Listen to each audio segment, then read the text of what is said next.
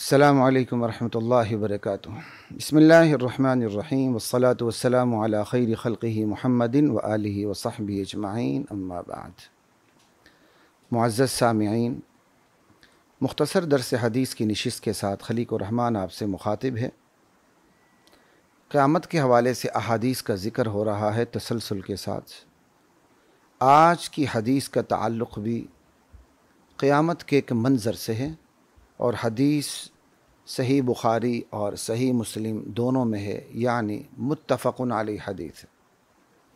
حدیث کے راوی حضرت عدی بن حاتم ہیں۔ عدی بن حاتم مشہور سخی حاتم طائی کے بیٹے ہیں۔ طائی قبیلہ ہے، قبیلے کی طرف منسوب ہے، تو ہمارے عرف میں بھی، ہمارے یہ برصغیر پاک و ہند میں بھی حاتم طائی ثقافت کے لحاظ سے بہت شہرت رکھتے ہیں۔ حاتم طائی کو تو اسلام کا موقع نہیں ملا، لیکن حاتم طائی کی بیٹی بھی مسلمان ہو گئی تھی، اور اس کے بعد حاتم طائی کے بیٹے بھی مسلمان ہو گئے تھے۔ حضرت عدی بن حاتم طائی وہ مشہور سخی جو حاتم طائی ہیں، انہی کے بیٹے ہیں، اور یہ روایت کرتے ہیں براہ راست نبی کریم صلی اللہ تعالی علیہ وآلہ وسلم سے۔ عن عدی بن حاتم قال قال رسول اللہ صلی اللہ علیہ وسلم، حضرت عدی بن حاتم رضی اللہ تعالی عنہ سے روایت ہے، فرماتے ہیں کہ رسول اللہ صلی اللہ علیہ وسلم نے ارشاد فرمایا، ما منکم من احد الا سیکلمہ ربہ، تم میں سے کوئی شخص ایسا نہ ہوگا جو اپنے پروردگار سے کلام نہیں کرے گا۔ ہر بندہ مومن، یہاں مراد بندہ مومن ہے، ٹھیک ہے، تشریحات بعد میں کسی وقت، کیونکہ یہ مختصر درس حدیث کی نشست ہے۔ ہر بندے مومن کے ساتھ اللہ نے ہم کلام ہونا ہے، الا سیکلمہ رب، قیامت کا دن ہوگا، اللہ تعالیٰ ہر بندے مومن سے ہم کلام ہوں گے۔ پھر اللہ تعالیٰ جو ہم کلام ہوں گے بندے مومن سے، کیا درمیان میں کوئی پردے ہوں گے، اللہ کے سامنے کوئی نور کے حجاب ہوں گے، یا اللہ اور بندے کے درمیان کوئی فرشتہ، کوئی اور ہستی ترجمانی کا کام کرے گی کہ اللہ ان کو کہیں وہ آگے اللہ کی بات کو منتقل کریں بطور ترجمان، بطور اسپوک مین؟ کا نہیں، ایسی بات نہیں۔ لیس بینہ و بینہ ترجمان، اللہ اور بندے کے درمیان کوئی ترجمان نہیں ہوگا، براہ راست اللہ ہم کلام ہوں گے۔ ترجمانی کرنے کے لیے درمیان میں بطور اسپوک مین کوئی بھی نہیں آئے گا۔ اللہ براہ راست اپنے بندے سے، بندے مومن سے، چاہے وہ بندے مومن گناہگار ہی کیوں نہ ہو، چاہے وہ بندے مومن کوئی صحابی ہی کیوں نہ ہو جو مغفور ہیں، ٹھیک ہے، لیس بینہ و بینہ حجاب، رب اور بندے کے درمیان وبینہ ترجمان، رب اور بندے کے درمیان کوئی ترجمان نہیں ہوگا۔ ولا حجاب یحجب، کوئی پردہ بھی نہیں ہوگا جس کی وجہ سے اللہ پردے حجاب میں ہوں، جو پردے ڈالے رکھے۔ اللہ کے سامنے نور کے حجاب ہیں، بندہ ان فانی آنکھوں سے اس وقت اللہ کو دیکھنے کی پوزیشن میں نہیں ہے۔ اللہ تعالیٰ آنکھوں کی اس آفت کو قیامت کے دن ختم فرما دیں گے، بندے مومن ان آنکھوں سے اللہ کا دیدار کر سکے گا۔ اللہ اس آنکھوں میں اتنی قوت عطا فرمائیں گے، اور آنکھوں کی وہ کمزوری جس کی وجہ سے آج بندہ اپنے پروردگار کو نہیں دیکھ سکتا، اللہ اس آفت کو، اس کمزوری کو دور فرما دیں گے۔ قیامت کا دن ہوگا، درمیان میں کوئی ترجمانی کرنے والا نہیں ہوگا، درمیان میں کوئی پردے حائل نہیں ہوں گے، بندہ ہوگا اور بندے کے سامنے اللہ ہوگا، اللہ کے سامنے اللہ کے حضور بندہ ہوگا، بندہ مومن۔ اب بندے مومن کو گھبراہٹ تو ہوگی، دنیا کی عدالت میں بندہ پیش ہوتا ہے تو اسے گھبراہٹ ہوتی ہے، پاکستان کے تھانوں میں کوئی جاتا ہے تو اسے بیچارے کو گھبراہٹ ہوتی ہے، کورٹ کچہری میں کوئی چلا جاتا ہے تو وہ تھر تھر کانپنے لگتا ہے۔ اللہ کی عدالت ہوگی، کیا عدالت کا دبدبہ ہوگا، کیا عدالت کی ہیبت ہوگی، پھر اللہ کی ہیبت، اللہ کا جبروت، اللہ کی عظمت، کیا سین ہوگا اس وقت، کیا ہیبت کا، جبروت کا، عظمت کا، تقدس کا عالم ہوگا، سبوح قدوس کا، اللہ اکبر. ایسے میں بندہ فینظر ایمن منہ، اپنے دائیں جانب دیکھے گا، فلا یرا الا ما قدم من عملہ، اسے دائیں جانب کچھ بھی نظر نہیں آئے گا سوائے ان اعمال کی جو اس نے آگے بھیجے ہیں دنیا سے کر کے. پھر وہ گھبراہٹ میں دوسری طرف دیکھے گا، بائیں طرف، اللہ اکبر. وینظر اشأم منہ، اشأم شمال کو کہتے ہیں، بائیں جانب کو. اسی سے اصحاب المشأمہ ہے سورہ بلد کے اندر، وہ اصحاب المشأمۃ ما اصحاب المشأمہ، نہیں سورہ واقعہ کے اندر. ٹھیک ہے جی. وہ اپنے بائیں طرف جانب دیکھے گا، فلا یرا الا ما قدم، اسے کچھ بھی نہ دکھے گا سوائے اپنے اعمال کے جو دنیا میں اس نے آگے ٹرانسفر کیے تھے، آگے بھیجے تھے آخرت کے لیے. میں نے کہیں پڑھا تو نہیں، لیکن قرآن و حدیث کے مجموعی ذخیرے پر نظر رکھتے ہوئے میرا گمان یہی ہے کہ دائیں جانب اس کو اپنے نیک اعمال نظر آئیں گے، بائیں جانب اس کو اپنے برے اعمال نظر آئیں گے. اللہ اکبر. فلا یرا الا ما قدم. ٹھیک ہے، اگر برے اعمال ہوئے تو برے اعمال نظر آئیں گے. ٹھیک ہے جی. فلا یرا الا ما قدم. وینظر بین یدیہ، پھر وہ آگے دیکھے گا، فلا یرا الا النار تلقاء وجہہ، اسے کچھ بھی نہیں دیکھے گا، اپنے چہرے کے سامنے اسے جہنم کی بھڑکتی ہوئی آگ دکھے گی، جہنم دکھے گی، اسے دوزخ نظر آئے گی اپنے بالکل چہرے کے سامنے روبرو. اب نبی علیہ السلام اپنے ارشاد کا نتیجہ اور عرق پیش کرتے ہیں، سامنے رکھتے ہیں صحابہ کے. فاتقوا النار، میرے صحابہ جہنم سے بچو، جہنم سے بچنے کی کوشش آخر حد تک کرو، ایسی آخری حد کہ ولو بشق تمرہ، اگرچہ خشک کھجور کے ایک ٹکڑے سے بھی تم اگر بچ سکو جہنم کی آگ سے تو اس کھجور کے ٹکڑے کو بھی صدقہ کر کے خود کو جہنم کی آگ سے بچا لو. یعنی بندے کے پاس کچھ بھی نہیں ہے، کھجور کے ایک ٹکڑا ہے، آدھی کھجور پڑی ہوئی ہے اس کے پاس اور کچھ بھی نہیں ہے، کہ وہ بھی اللہ کے راستے میں دے کے اپنے آپ کو جہنم کی آگ سے بچا لو، جس کا نقشہ یہ ہوگا کہ اس چہرے کے سامنے جہنم ہوگی، دائیں طرف اعمال ہوں گے اچھے، بائیں طرف اعمال ہوں گے برے، اللہ کی عدالت لگی ہوئی ہوگی. بچنے کا ہیبت اور جبروت کا کیا عالم ہوگا. وہاں وہی بچ سکے گا جسے اللہ بچا لیں، اور اللہ اسے ہی بچائیں گے جس نے اللہ کے نبی کے احکام پر عمل کیا ہوگا. اس میں سے ایک حکم یہ ہے کہ اللہ کے راستے میں صدقہ دیا کرو تاکہ تم جہنم کی آگ سے بچ جاؤ. اور اسی حدیث میں ایک راوی کی طرف سے یہ اضافہ بھی ہے، حدیث میں یہ بھی منقول ہے، وَلَوْ بِكَلِمَةٍ طَيِّبَةٍ، اللہ کی جہنم سے بچ جاؤ اگرچہ پاکیزہ بول کے ذریعے. یعنی بندے کے پاس کھجور کا ٹکڑا نہیں ہے لیکن اچھے بول تو ہیں، کسی کو اچھی بات تو کر سکتا ہے، دین کی دعوت تو دے سکتا ہے، نیکی کی ترغیب تو دے سکتا ہے. یہ دعوت دینا، یہ نیکی کی ترغیب دینا، یہ اچھے بول بولنا، اخلاق سے بات کرنا، یہ بھی جہنم کی آگ سے بچانے والی چیز ہے. خواتین و حضرات، ہمیں جہنم کا جتنا دھڑکا ہونا چاہیے، میرے سمیت ہر بندہ اپنے سینے پہ ہاتھ رکھ کے بتائے کہ کیا اس کو اتنا دھڑکا ہے. وہ تو اپنے آپ کو بخشا بخشائے سمجھتا ہے، میں نے اتنے کام کی، میں نے یہ کیے. جو دین بیان کرتا ہے وہ کہتا ہے میں نے اتنی دعوتیں دیں، میرا کفارہ ہو گیا. جو مال خرچ کرتا ہے وہ کہتا ہے میں نے اتنی مسجدیں بنوائیں، میں نے اتنے ہاسپٹل بنوائے، میں نے اتنے مدرسے بنوائے، میں اتنی تنخواہیں اٹھاتا ہوں، میں تو بخشا بخشایا ہوں. نہیں، ہمارے ایمان اور صحابہ کے ایمان میں یہی تو فرق ہے. صحابہ سب کچھ کرتے تھے، پھر خود کو کچھ بھی نہیں سمجھتے تھے، ڈرتے تھے. ربنا اصرف عنا عذاب جہنم ان عذابها کان غراما انہا ساءت مستقرا ومقاما.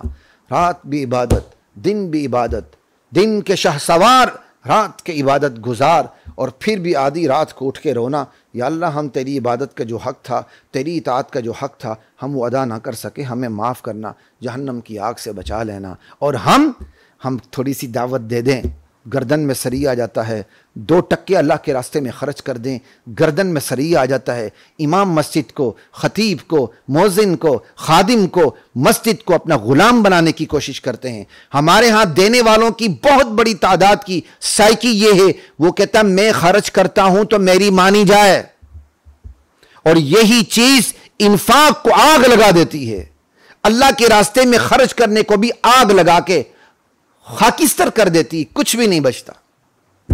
میں عموماً ساتھیوں سے کہا کرتا ہوں، آپ کسی مسجد میں چلے جائیں، آپ کو مسجد کی صفوں کی ترتیب سے ہی پتہ چل جائے گا، اور مسجد میں آنے والے نمازیوں کی چال ڈھال اور گفتگو سے ہی پتہ چل جائے گا کہ اس مسجد کو چلانے والے کون ہیں، اس کا صدر کون ہے، اس کا جنرل سیکرٹری کون ہے، امام پہ روب ڈالنے والا کون ہے، سارے پتہ چل جائیں گے، بغیر کسی تعارف کے چال سے پتہ چل جائیں گے۔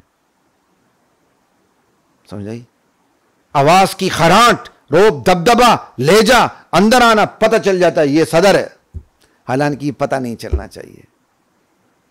بندہ صدر ہو مسجد کا، ذمہ دار ہو، اپنے آپ کو سب سے بڑا خادم سمجھے، مسجد کا سویپر سمجھے، اللہ کا احسان سمجھے۔ یا اللہ، اس بڑی دنیا میں لوگ سینماز کے چوکیدار ہوتے ہیں، دکانوں کے چوکیدار ہوتے ہیں، دن بھر خالی کماتے ہیں، رات کو گھر جا کے کھاتے ہیں، صبح سب کچھ نکالتے ہیں، پھر واپس آتے ہیں۔ یا اللہ، اس ایسی دنیا میں تو نے مجھ پر یہ کرم کیا کہ تیری رحمت سے میں تیرے گھر کو آباد کرنے والا ہوں، تیری رحمت سے تیرے گھر کی ذمہ داریاں مجھ پر سپرد ہیں، میں صدر ہوں، میں جنرل سیکرٹری ہوں، میں خزانچی ہوں، میں انتظامیہ کا ممبر ہوں، اور اس برکت سے، ان ذمہ داریوں کی برکت سے میں تیرے گھر کی دیکھ بھال کرتا ہوں۔ یا اللہ، تو مجھے اس آیت کا مصداق بنا، انما یعمر مساجد اللہ من آمن باللہ والیوم الآخر۔ اللہ کی مسجدوں کو کون آباد کرتا ہے؟ اللہ کہتے ہیں اللہ کی مسجدوں کو صرف وہی لوگ آباد کرتے ہیں جو اللہ کی توحید پر ایمان رکھتے ہیں اور آخرت جواب دہی کے دن پر ایمان رکھتے ہیں۔ وَأَقَامَ الصَّلَاةَ إِنَّمَا يَعْمُرُ مَسَاجِدَ اللَّهِ مَنْ آمَنَ بِاللَّهِ وَالْيَوْمِ الْآخِرِ وَأَقَامَ الصَّلَاةَ وَآتَى الزَّكَاةَ وَلَمْ يَخْشَ إِلَّا اللَّهِ، جو خود نماز قائم کرتے ہیں، زکوٰۃ دیتے ہیں، اللہ کے سوا کسی سے نہیں ڈرتے۔ فَعَسَىٰ أُولَٰئِكَ أَن يَكُونُوا مِنَ الْمُهْتَدِينَ، امید ہے کہ یہ لوگ ہدایت یافتہ ہوں گے۔ یعنی اللہ پر یہ لازم نہیں ہے کہ تم اللہ کی مسجد کی خدمت کرو، ایمان لاؤ، زکوٰۃ دو، اللہ پہ واجب ہو گیا کہ تمہیں ہدایت یافتہ کرے۔ اللہ شاہانہ انداز سے کہتے ہیں امید ہے کہ یہ ہدایت یافتہ ہوں گے۔ کیا شاہانہ انداز ہے اللہ کا! اللہ کی ذات اتنی بے نیاز ہے، اور یہ بے نیازی دین کے کام کرنے والوں کے اندر ہونی چاہیے کہ وہ چندہ دینے والوں کی قدر تو کریں، لیکن چندہ دینے والوں کو خدا نہ بنائے اپنا، بلکہ چندہ دینے والوں کو احساس دلائیں کہ یہ تم اپنی ذمہ داری پوری کر رہے ہو، ہمارے اوپر کوئی احسان نہیں در رہے۔ سمجھ آئی؟ یہ نہیں مدرسہ ہے، یتیم ہیں، غریب ہیں، مسکین ہیں، آپ نہیں دیں گے مر جائیں گے، یہ ہوگا وہ ہوگا، لوٹ پوٹ ہوں گے، اور مسجد میں اعلان ہوتا ہے محتمیم صاحب خود تشریف لائیں بھکاری بننے کے لیے، رومال بچھانے کے لیے۔ یہ طریقے ہیں، یہ دین کو بدنام کرنے کے طریقے ہیں، یہ دین کے وقار کو ملیامیٹ کرنے کے طریقے ہیں۔ اللہ کے نبی نے بھی چندہ ضرور لیا ہے، لیکن وقار، متانت اور سنجیدگی کے ساتھ اس کو برقرار رکھیں، اس پر آنچ نہ آنے دیں۔ لا الہ الا اللہ۔ ان سرمایہ داروں کا دماغ خود سے بھی خراب ہے، اور ہم نے بھی ان کا دماغ خراب کیا ہے۔ 2 ٹکے لکھنے کے بعد ہم ان کے پیچھے یوں یوں یوں یوں یوں کرتے ہیں، وہ بھی سمجھتے ہیں ہم خدا بنے ہوئے ہیں۔ اور شکر کرو ہماری وجہ سے تمہیں نمازیں آتی ہیں، ہماری وجہ سے تمہارا کلمہ ٹھیک ہوتا ہے، ہماری وجہ سے تمہارے توحید کا عقیدہ ٹھیک ہوتا ہے، ہم تو تمہارے محسن ہیں، ہماری وجہ سے تمہارا پیسہ صحیح جگہ پر خرچ ہوتا ہے۔ اور ایسے نکمے مولوی بھی ہیں، یوں یوں یوں یوں پیچھے جوتیاں ٹھیک کرتے ہیں سرمایہ داروں کے۔ اگر سرمایہ داروں کے جوتیاں ٹھیک کر کے آپ نے چندے لینے، خدا کی قسم اس مسجد کو بھی تالا لگا دو، اس مدرسے کو بھی تالا لگا دو، اس فلاحی اور رفاہی ادارے کو بھی تالا لگا دو جہاں سرمایہ داروں کے جوتے سیدھے کرنے پڑتے ہیں آپ کو۔ ہماری تو طبیعت ہی ہم اپنے دینے والوں کو ڈانٹ دیتے ہیں، یہ سننے والے کئی جانتے ہوں گے میرے ساتھیوں کو، جنہوں نے اس فاؤنڈیشن کی بنیادوں میں پانی ڈالا، ہم نے ان کو بھی ڈانٹ دیا ہے اور اپنے وقت میں صحیح ڈانٹا ہے ان کو. ہم انہیں اپنی ذمہ داری کا احساس دلاتے ہیں. تمہاری ذمہ داری کیا ہے، تم نے کیا کرنا ہے. ہم نہیں چاہتے کہ وہ پیسہ بھی دیں، ان کا پیسہ برباد ہو جائے، خاکستر ہو جائے. ہم چاہتے ہیں انہوں نے پیسہ دیا ہے، ان کا پیسہ برباد نہ ہو، آخرت میں ذخیرہ ہو. اس کے لیے پھر ہمیں اپنی حدود میں کڑوی باتیں کرنی پڑتی ہیں تاکہ وہ سمجھ جائیں، 2 ٹکے دے کے ہم پر اپنا حکم چلانے کی کوشش نہ کریں، تاکہ ان کا پیسہ برباد نہ ہو. لا الہ الا اللہ واللہ اکبر. تو خیر خواتین و حضرات، بات یہی ہو رہی تھی کہ اللہ تعالیٰ مجھے اور آپ کو جہنم کی آگ سے بچنے کی توفیق عطا فرمائے. اس کے لیے ضروری ہے کہ ہم اپنے اعمال بھی پورے رکھیں، اللہ سے مناجات بھی کریں، دعا بھی کریں، دوا بھی کریں، صدقہ بھی کریں. دعا، مناجات، اور اس حوالے سے دوا یعنی جو اللہ تعالیٰ نے جو شب و روز کی جو احکام بتائیں وہ پورا کریں، اور اس کے ساتھ ساتھ صدقات. کنجوس نہ بنیں. بخیل اربوت زاہد بر بحر و بر بہشتی نباشت بحکم خبر. سمجھائی؟ بخیل جنت میں نہیں جائے گا. شیخ سعدی نے اس کو اپنے اشعار میں نقل کیا. یہ اشعار ہم نے درجہ اولا میں فارسی کی کتاب پڑھی تھی، اس میں پھر یہ اشعار تھے تو آج مجھے یاد آ گئے. خیر، اللہ مجھے اور آپ کو خرچ کرنے کی توفیق عطا فرمائے، خرچ کروانے کی بھی توفیق عطا فرمائے. اللہ تعالیٰ دعا، دوا، صدقہ سب کرنے کی توفیق عطا فرمائے. اجازت دیجئے، انشاءاللہ زندگی رہی اللہ کا دین بیان کرتے رہیں گے انشاءاللہ، اور بالکل اللہ کا دین جیسا ہے ویسے ہی بیان کریں گے، یوں کر کے ایچ پیچ کر کے، اور اللہ کے دین کو کیپسول میں بن کر کے آپ کو نہیں دیں گے. اللہ کے دین کو اللہ نے جس طرح کھولا ہے، فَاسْتَعْ بِمَا تُؤْمَرُ وَأَعْرِضْ عَنِ الْمُشْرِكِينَ، اسی طرح انشاءاللہ بلا کم و کاس آپ کے سامنے رکھیں گے. ہمارے ایک مرحوم ساتھی تبلیغی فوت ہو گئے، تو وہ تبلیغی بنے ہی میرے والد صاحب کے درس سے تھے، لیکن تبلیغیوں میں ایک بہت بڑی خامی ہوتی الا ماشاء اللہ کہ یہ جب تبلیغ میں جاتے ہیں تو پھر انہیں دنیا میں کہیں اور دین نظر نہیں آتا. انہیں کشتی نور صرف ڈائمنڈ نظر آتا ہے، بس اور کچھ نظر نہیں آتا. وہ جب تبلیغ سے جڑے تو درس ان سے چھوٹ گیا. تو میرے والد صاحب تو پھر حضرت شیخ القرآن رحمۃ اللہ علیہ کے شاگرد رشید تھے. درس اسی انداز میں دیا کرتے تھے، اور پھر وہی جو نبیوں کا طریقہ ہے کھول کے بات کو بیان کرنا. تو وہ جو مرحوم ساتھی ہیں، ایک دن انہوں نے مجھے کہا، ہم میں اور آپ میں یہی فرق ہے، ہم توحید کو کیپسول میں بند کر کے دیتے ہیں. یعنی آپ توحید کھول کے بیان کرتے ہیں، ہم توحید کو کیپسول میں بند کر کے دیتے ہیں. بعد میں مجھے خیال آیا، بعد میں توحید کیپسول والی توحید کیپسول میں ہی رہتی، باہر نہیں نکلتی. سمجھ آئی؟ اللہ کی توحید کے اوپر کیا کہتے ہیں، اتنا کمپرومائز کہ ہم چھپ کے بیان کریں. خالق اللہ، مالک اللہ، دکان سے کچھ نہیں ہوتا، مکان سے کچھ نہیں ہوتا. کہو یہ اس قبر والے سے کچھ نہیں ہوتا. یہ قبر والا نہیں سنتا، یہ قبر والا تمہارا مشکل کشا نہیں ہے، تمہارا حاجت روا نہیں ہے. اس قبر والے کو تم نے غسل دیا تھا، تم نے اس کو میت کی چارپائی پہ رکھا تھا، تم نے اس کی شرمگاہ پہ ہاتھ ملا تھا غسل دیتے ہوئے، تم نے اسے چارپائی پہ رکھ کے، کاندھے پہ رکھ کے تم قبر تک لے گئے تھے، تم نے اس پر مٹی ڈالی تھی. اس کے بعد یہی مشکل کشا حاجت روا غوث بن گیا. اس کے بعد وہ تمہاری باتیں بھی سنتا ہے. اس کے بعد ماشاءاللہ تم کسب ارواح اموات، تم اس سے فیض بھی حاصل کرتے ہو. اور اس کے بعد تم ہنس ہنسا کے، کھل کھلا کے کہتے ہو کہ مرنے کے بعد فیض کم نہیں ہوتا، بڑھ جاتا ہے. تشریح کرو کون سا فیض بڑھتا ہے، کم نہیں ہوتا. ہم بھی دیکھیں. اتنی مجمل بات بندے کو شرک کہ گھڑے میں پھینک دیتی ہے. فیض سے مراد صدقہ جاریہ ہے، ٹھیک ہے. فیض سے مراد آپ کے شاگرد ہے، ٹھیک ہے. فیض سے مراد وہ دیکھ بھی رہا ہے، وہ سن بھی رہا ہے، اللہ کے ہاں سفارش کر کے اپنی باتیں منوا بھی رہا ہے زبردستی، آپ کی گود بھی ہری کر رہا ہے. یہ فیض، ایسا فیض کا نظریہ شرک ہے جو ہمیش کے لیے فنار کر دیتا ہے. تو خیر بات کہاں سے کہاں چلی گئی. خواتین و حضرات، میں نے اور آپ نے اپنے آپ کو بچانا ہے صرف اعمال کے ذریعے نہیں، صدقات کے ذریعے بھی. اور جتنی ہمت ہے اتنا صدقہ دیں. پانی پلانے کی ہمت ہے، پانی پلا کے صدقہ دیں. کھجور کا ایک ٹکڑا صدقہ کر کے خود کو جہنم سے بچانا ہے، کھجور کا ایک ٹکڑا دیں. دودھ کا ایک گھونٹ پلا کے صدقہ کر کے اپنے آپ کو جہنم کی آگ سے بچانا ہے. وہ کریں. اللہ مجھے اور آپ کو توفیق دے. اللہ ہمارے دامن کو اتنا حلال مال سے بھر دے اور پھر اتنا بڑا دل دے دے. اللہ دیتا جائے، ہم خرچ کرتے جائیں، ہم خرچ کرتے جائیں، اللہ دیتا چلا جائے. وآخر دعوانا الحمدللہ رب العالمین. وَلَقَدْ أَنزَلْنَا